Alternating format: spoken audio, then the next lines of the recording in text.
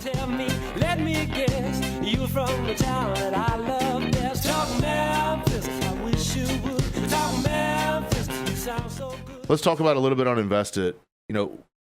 There's two different kinds of investing, in my opinion, Dan. It's active and passive. Mm-hmm. If you're an active investor or a passive investor, I mean, there's two different ways about going about it. There's two different reasons why you do it. Right. Let's talk about passive. Sure. When you think about passive investing, what are some of the things, that come to mind? What's interesting is we went through this exercise with active or passive. You're either kind of loaning people money, or you're owning something, right? So in the passive realm, you can lend it.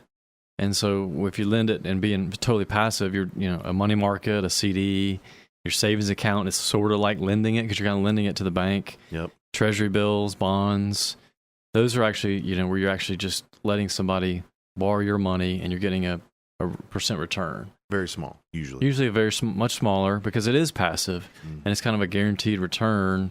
Pretty secure because a lot of those are government-backed type deals or a bank-backed, which is backed by the government. That's right. That kind of thing. Or, on the passive side, you can have stocks or mutual funds or, real estate investment trusts, Those are things that you own. You actually own shares of something. Yep. You might not own the address, but you own those shares. You own the shares of the entity that owns the address. So it's a little bit different, and you're, you can be either, and that passive in the stocks, I guess in the sense we're trying to explain it is, you're basically giving it to a mutual fund manager or stock manager. Yeah, and saying, thanks. Go make my money work for me. Yeah. He's making a cut. The firm's making a cut. You get the net, Yeah. But there could be some ups, could be some downs, It's definitely a long-term position. Yes, that's right. We're lending it in the passive sense with the CDs and the money markets and that kind of stuff. It's a much safer. You hear a lot of people that are in their 60s, 70s. That's where they tend to end up putting their money. Is in that passive, quote, lending it. Oh, because they're done. They don't. The risk taking is over. They don't want to take risks. They just want to make sure they got that guaranteed. Even if it's a 2% return, that they've got $2 million in the bank and that's $40,000 a year or whatever that number is. So and they're fine with it. And they're fine with that. They can live off that, and they know their money's still in the account. That's right. All right, so now we go to passive. You can lend it, own it. I mean, we talked about that active investing now. So when you talk about lending when you're active, so you lend it passive, you're going to money markets, CDs, bonds, treasury bills, things that are very, very, very low risk, but very, very low return. That's right. Now, if you want to become active and lend, what are some of those things? If you're lending money but you're active and not passive, what does that look like? You can owner finance what you own. You can, private lend. And, as we get more and more in this world, you realize you can private lend on all kinds of stuff. Yes. You can lend on your, people to buy properties to hold, to lend to people that want to flip, lend to people that need a car, lend to people that need, whatever. I use it all the time. Yeah. I'm currently using it. Right. I mean, hard money or private lending. Lending. I mean, it sounds better, doesn't it? Hard money. Private lending. People look at hard money. They hear that word. They start. What is that? Right. Vito and his guys aren't coming to get you. I mean, it's just just access to cash. Access to cash. And because it's why we're saying it's active is you can't just you're not just putting your money when you lend it in the passive side. You're putting it into an account. Yep. And it does. You got people that are watching it, overseeing it, send you statements. Yeah. On the active side, you're engaging with people. You might get their credit. You got to look at the deal, the asset. You look at the asset that you're lending to. Yeah. What's the collateral? So there's a lot more. Now you might end up getting big enough where you put systems in place. But for somebody else to do that sort of thing, that's right. That's still active. You're still active. You're managing somebody. You're hiring people. Yeah. Hiring a service, whatever that looks like. And then, if you're active and you own it, businesses, I guess. Right. Real estate. You start buying businesses. You got ownership in a business. You buy real estate. You buy stuff that that you're going to be active in.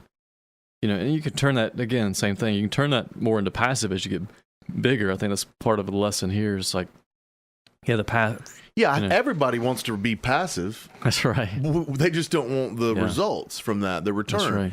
So if you can turn over your active investing into a passive workload mentality, then I think that's the goal, right? I mean, I think you as an individual are the same way. I mean, I think you think that passive, you could stick your money in any of these passive accounts and just sit there and okay. But instead, you choose to be active. That's right. Whether you're lending money or you're owning money with real estate or in businesses and different things like that. So I mean, there'll be a time where I believe, and correct me if I'm wrong, you'll reach the point to where your activity is way lower and you're moving over into this passive, but you're getting the returns of the active investor. Yes. Man, I think I went around about 3 circles, but my point is that every investor that's out there is looking for the passive mentality, but the active returns. Yes. So there's a point where those roads cross, right? Mm-hmm. Yeah, and I think where I feel like, if I think about it, I think a lot of mistakes are made by people totally trying to be out of the gate passive in an active environment. Right. Does that make sense? Yes. I think that's what you're trying to say in a roundabout way. Like, versus I think for me, I'm trying to be the active investor, but turn it into more passive with systems, processes, and people. Yes. But still getting the returns of an active investor. That's what I'm saying. Right. Have your cake, your ice cream, and that's what I mean. Sprinkles on top. But I mean, it's a lot of work to get there. It's a lot of work, and at some it doesn't point, just happen overnight. No, but I do think that's the goal, right? I mean, isn't that your goal? I mean, all of ours as an investor. No matter if you're investing in stocks and bonds or in real estate or whatever, horses, whatever it might be that you're investing in, the idea is not to work your fingers to the bone in this investing. At some point, you want it to, explode, so to speak, and begin the payoff. So, I think, and what I would challenge the listeners to is like write down what you have as passive, even if it's your 401k or passive and active. And write down, your 401k and different stuff that you've got investing, and make you a list of what's your long-term goal. Like how many streams. So like I was playing with that actually yesterday. I guess this got me motivated. So I wrote down and, I've got 10 different paths of things happening right now. And, I'd love to get it to 20, and one of my mentors, or more of a peer, but that's what he's trying to do. He's buying businesses. He's got his own business. He's buying real estate. I talked to him yesterday. So he's creating all these different streams. He's got stocks. So he's just, and the whole point of that is kind of diversification, spreading your risk. Some returns are going to be better. Some are going to be worse. Some are going to take more involvement. Some are not. So I think, it's just keeping all that moving, and letting your money work for you. So.